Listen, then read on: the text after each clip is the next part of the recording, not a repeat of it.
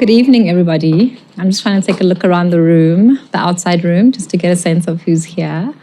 I'm very pleased to meet you. I'm very pleased to be in front of everybody. I do always think it's an honor to be able to connect with people. As time has gone, I realized that I'm pretty obsessed with connection. Sometimes probably overly obsessed, where a person feels like I'm kind of trying to dig into the depths of their heart and soul. But I realized that this is actually what got me to this occupation. So once upon a time, I read somewhere that a good speech is marked by a few types of beginnings. And one of the good ways to start a speech is by telling a personal story, right? So I thought I'll do that tonight.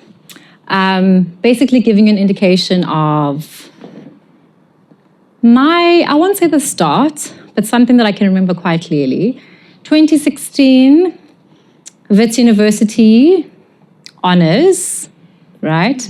I was an honors student, and if I think about it in retrospect, at the time, I was doing my best to pretend like I knew what was up. Like doing these applications. I had worked before. I had done a qualification before that. Done a qualification for 4 years, got a degree, worked for another 4 years. I was a hotelier, so I was in the hotel industry.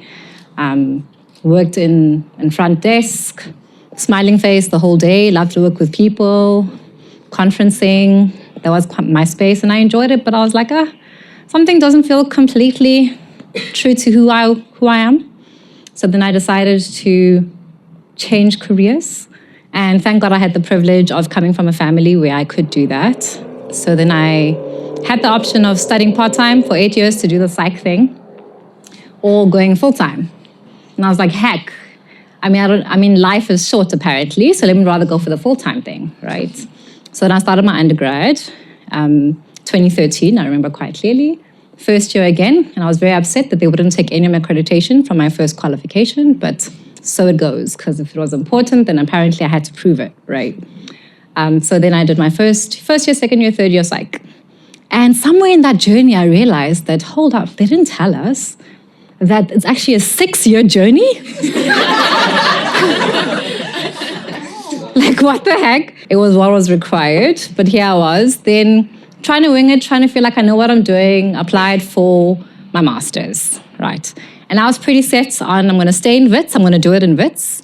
I applied for 2 different types of masters. I applied for a master's in counseling, which was, at Wits, it's the Masters of Applied Community Counseling, which is basically abbreviated as MAC, right? And the reason why I was attracted to it is because it's very community-focused, very critical work. I come from an anthropological background as well. I did an undergrad in anthropology. I loved it.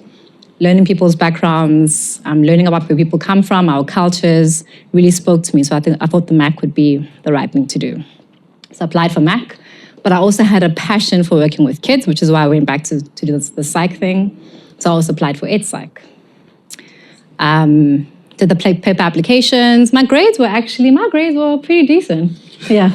But to be honest, I have to be fair that it's because I went back, right, as what they called at the time a mature student. So from my first year, I was one of the most conscientious students you knew at Wits, but because I was coming back to this university life, right, and I had to make it work. So by the time I got to my honors year, I wasn't like an A student, I wish, but the point is I worked hard and I kind of got the concepts for the most part, so I got the grades that I needed to. So the paper applications weren't actually too difficult for me. I got through for the ones that I'd applied for. So then here we go. Okay, first interviews was the MAC interview, right, for the counseling.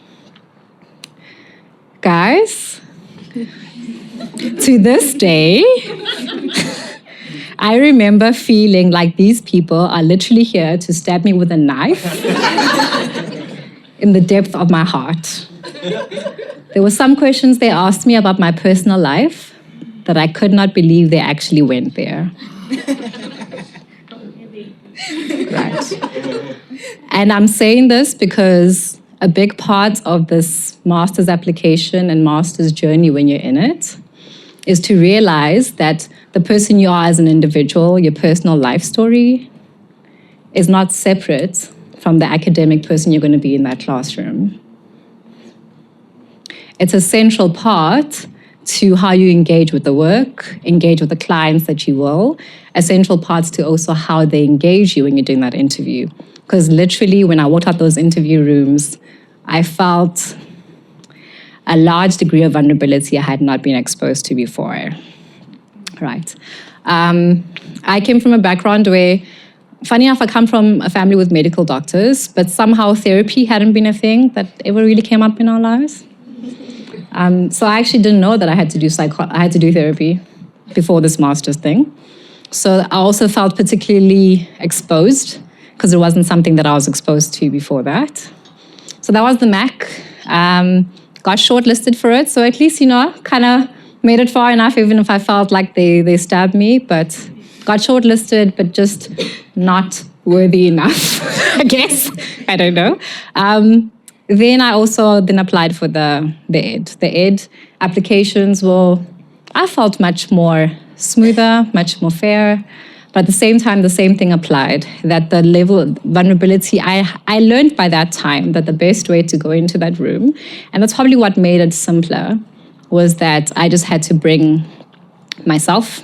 I think because I'd been exposed, at that point I felt like, what more is there to lose, right? I went in there and I had knowledge, but I'll tell you what knowledge I didn't have. I came from a therapeutic background, being a psych undergrad at Wits. I didn't have an education background like many educational psychologists do when they go into the masters. So I had minimal knowledge around this education stuff, but quite a bit of knowledge around the therapy things. So that was definitely a gap in my knowledge. So I tried to read up here and there, but I know that I could have known a bit more about that. But regardless, I showed what I could. I showed my passion. I showed my knowledge about diversity in South Africa and how backgrounds make a difference. I do know that my critical nature from my anthropological background has been quite a strong component in terms of building the psych that I am today. So then I made it for the Ed Psych selections, right?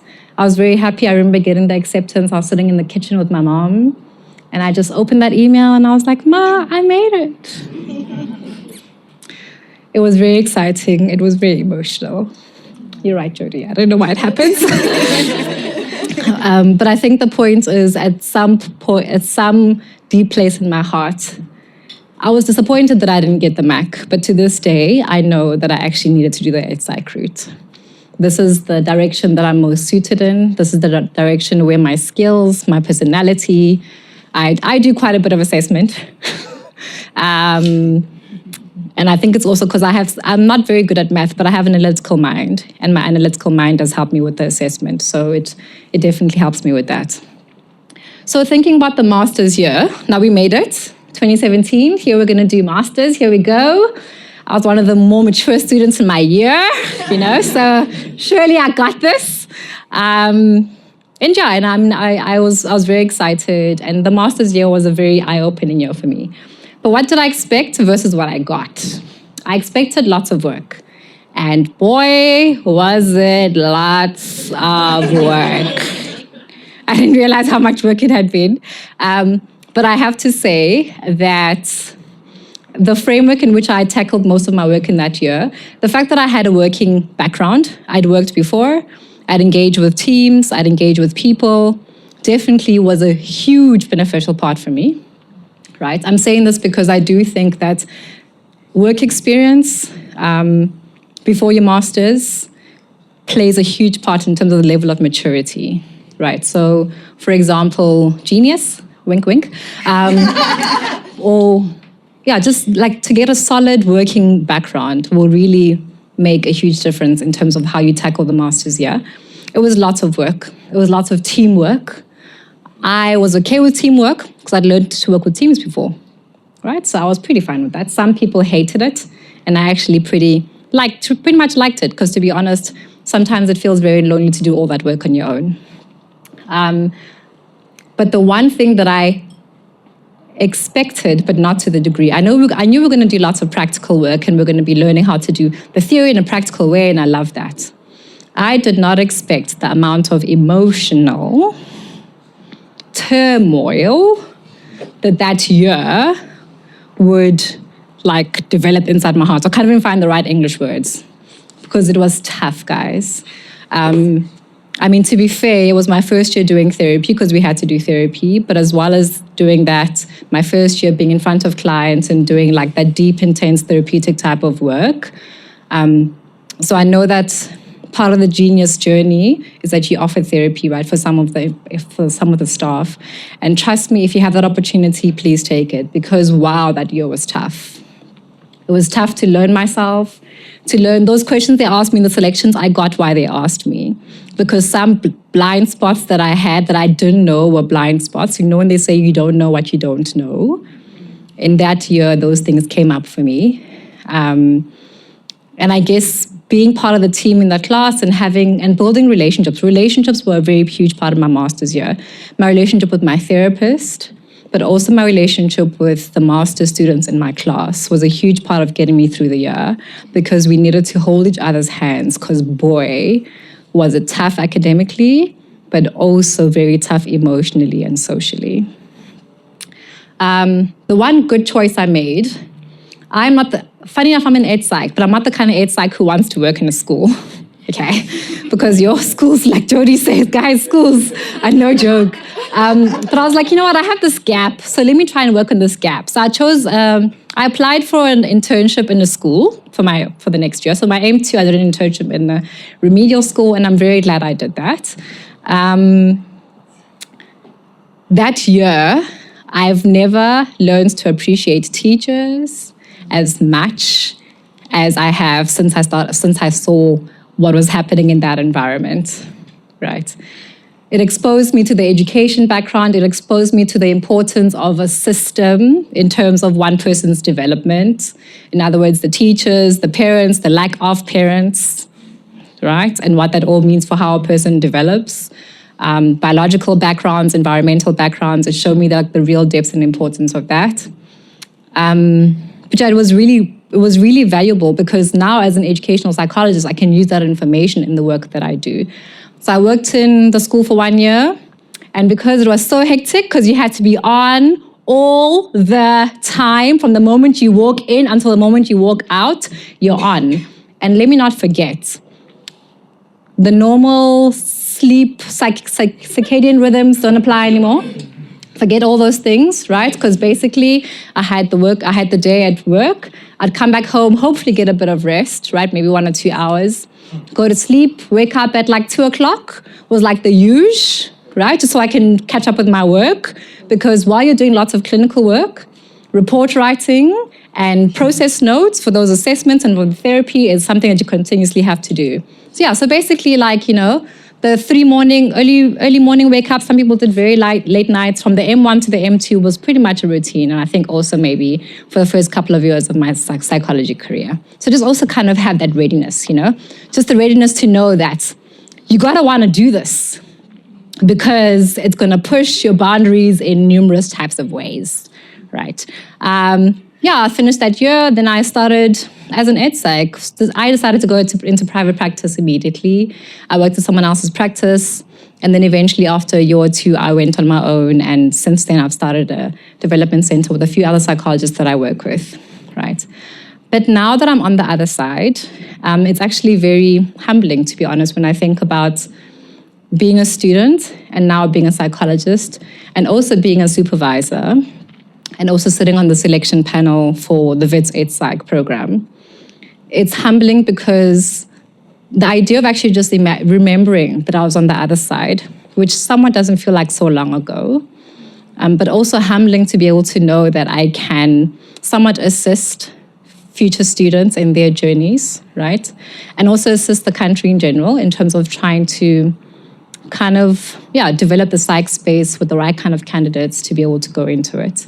We try our best to do that. So from giving you the perspective of being a student, I now want to give the perspective of being on the other side. And what I've seen is as things that stand out to me in terms of things that the selections process, at least we look out for. One thing that I've noted is that quite a few students have a gap in this diversity thing, having knowledge around the country we actually live in, not the country that we're exposed to on a day-to-day basis, but the dynamics of what actually exists outside our own immediate environments. So diversity, whether it refers to a person's background, socioeconomically, racially, gender, sexuality, there's numerous things you can think about, right? Plays a huge difference. And I say and also criticality in terms of a person's background. I say that because I know there's a client that is a client of Genius, and also a client at our practice.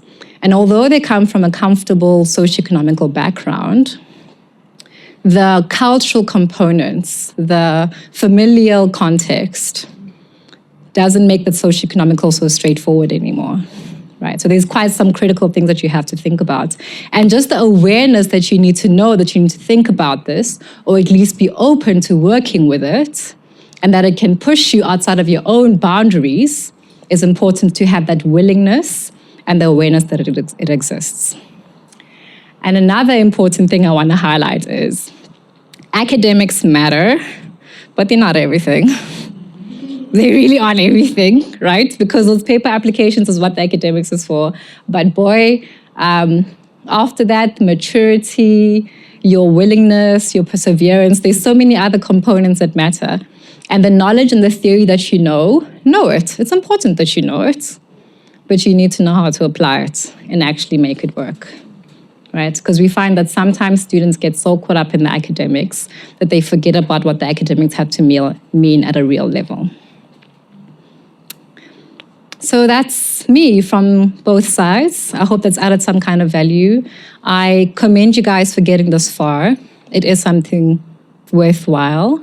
And here it goes for the next steps forward, right? And wishing you all the best.